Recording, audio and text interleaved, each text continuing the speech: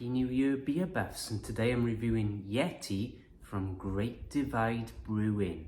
So let us get a pour on.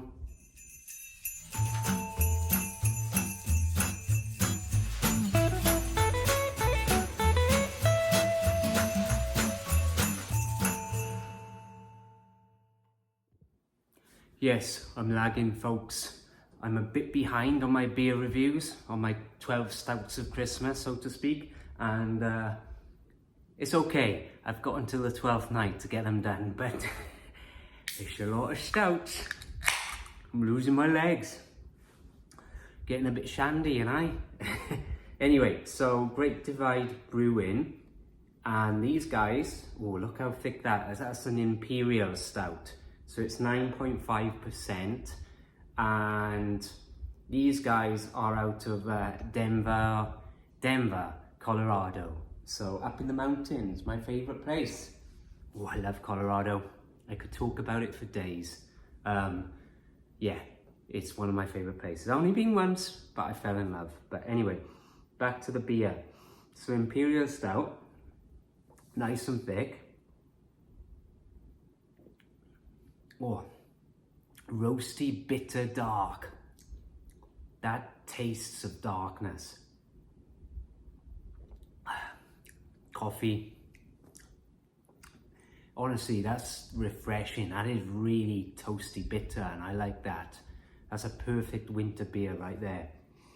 Not much on the nose, but by golly, Miss Molly, it's good.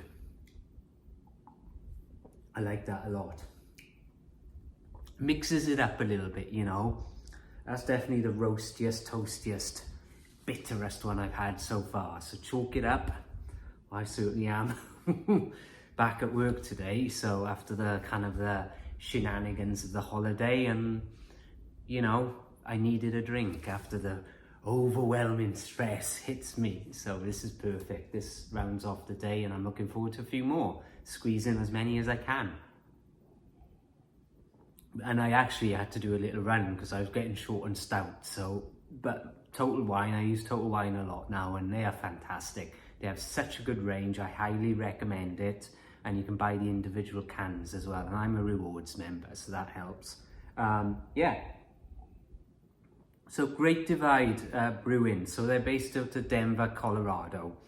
Pretty much that's where you fly into when you go into, well, I guess it depends where you go in Colorado, but that's the Mecca. But it's interesting, the airport's quite a ways out from the city itself. But yeah, cool. I've never been to this brewery. I've been to a few breweries in Colorado, but not in Denver itself. But they've been going a long time, since 1994, folks.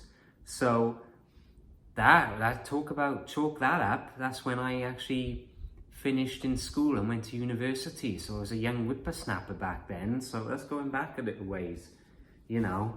Look at me now. But yeah, set up by a guy called Brian Dunn, and I was reading a bit of a story where he was in Europe and kind of fell in love with the beer over there and such, and interested in it, and just made it his own really, and started off very small. I think in 2000 or early 2000s they moved to a bigger location, but yeah, they've been going a while, so would be nice to visit them sometime. Check out their website, really good actually, very good website. We have a calendar of upcoming releases on beers, which I thought was cool. But yeah, have a look and see if you can buy some of their beers. This is superb. I think this would only get better as it warms up, I gotta say. I could tell this would be perfect by the fireside for New Year's Eve. We had the fire pit out there. It's a kind of cloudy, rainy day today, so I've got lights on. It was thundering earlier, but New Year's Eve, it was lovely. Cool, crispy, at the logs crackling. Oh, it was fantastic, I tell thee. Yeah, so I hope you all had a wonderful New Year's. To be honest, I was in bed by 12, you know. My old bones can't take it anymore. I was asleep. Fireworks were going off, but I was so tired. I came in after the fire a bit and watched an old Western for a bit, and I was falling asleep, I was. Oh, that's what I watched.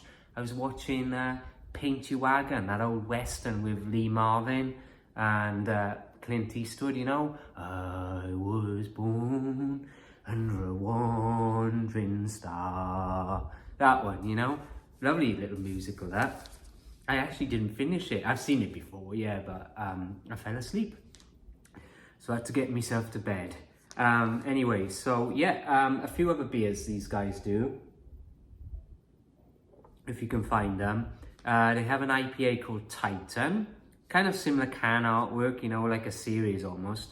They have a Scotch ale called Claymore, a sour, would be nice for the summer, called Strawberry Rhubarb. You can imagine how that tastes. Oof. And they also have something interesting, it's called Hibernation Ale, and it's an old / stock ale, and I've never heard of this before. What is an old stock ale? Well, I looked it up. Interesting, they're normally reddish in colour, but it's basically what they do is the yeast undergoes an aging process, and they're often years this aging process goes on in bulk storage or through bottle conditioning, and generally results in quite a strong ale, so that's something different. Not sure about the tastes, but that'll be something to chalk up some point down the line, so look out for that. Old stock ale, so new one on me. Anyway, back to this bad boy. This is solid, this is nice. It's a solid 9. I was, do I go 9.5? I'll keep it 9. I'll keep it 9. That's fair score though, that means it's very good, so chalk that up. Cheers to that, and cheers to these guys. And I will be back with you with another 12 Stout of Christmas fairly soon. So until then, Happy New Year.